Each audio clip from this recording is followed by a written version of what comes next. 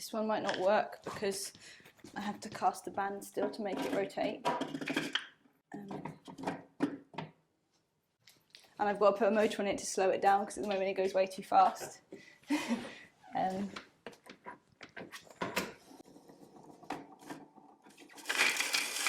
word kinetic always freaks me out a little bit. I don't know if I see it as kinetic because always I've thought about my sculptures as kind of like twitching with life in some way. Maybe that's through kind of cartoon suggestion or a kind of suggestion of bodily movement. So the moving elements now kind of, for me, address that head on. We're in my studio and I'm working towards a show at Stephen Friedman Gallery that will open on Old Burlington Street in a few weeks' time. It's a whole new body of work. Things that I've been making probably since January-ish, February-ish, but really within the last few months they're kind of coming together as a whole body of work. They're all kind of based on body parts or defunct machines or tools.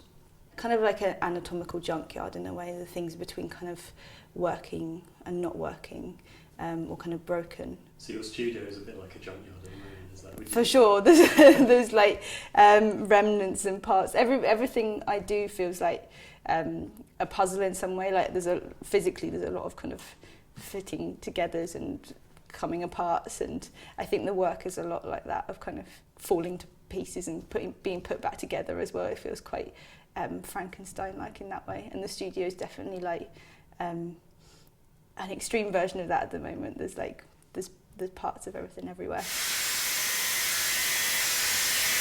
And there's a lot of metalwork in the show, and the metalwork kind of forms the rigid backbone of things, which then the other materials kind of undo. They mess up. They're the splashy, sloppy things which the metal's trying to kind of control. And so the metalwork really forms a kind of skeleton in that way. But then there's a lot of plaster and jesmonite. Then within that, there's kind of like pigments and materials like ash and sand and chalk and charcoal and things that relate a lot more to the kind of landscape or under the ground or inside your body, the kind of ideas of kind of digestion or geology as well. So sometimes these kind of materials that are more kind of sculpture-based become more geological or hybrid once they're mixed with other kind of colours or textures or materials.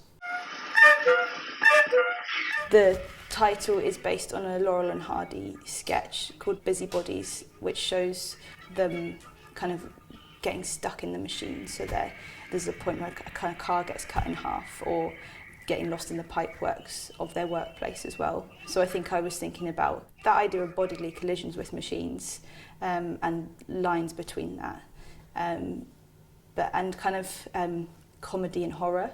I don't know, you'd see like a steamroller. You'd see something or an object or a body being run over by a steamroller, but then that kind of flat thing just peels itself back up, it expands itself again and gets back up and carries on with its everyday life.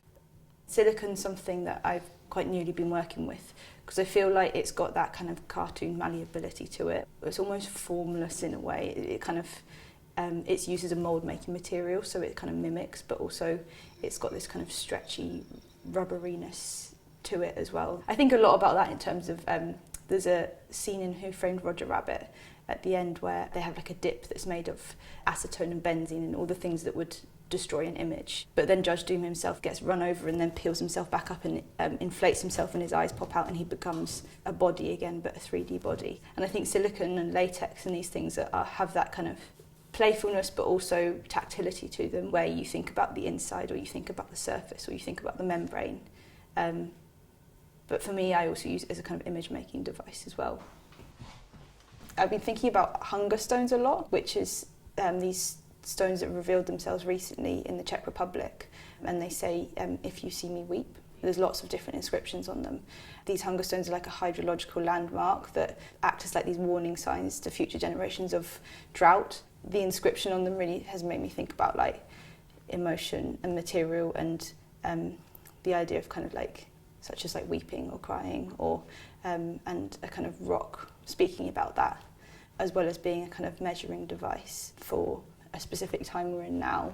And so I've been thinking about those ideas in terms of these work as well, as kind of presenting emotions or this idea of reveal and conceal to kind of speak about the inner workings of something. And so I'd hope when people seeing the work you'd feel something, you'd or think about feeling as well. And I think they're quite closely tied.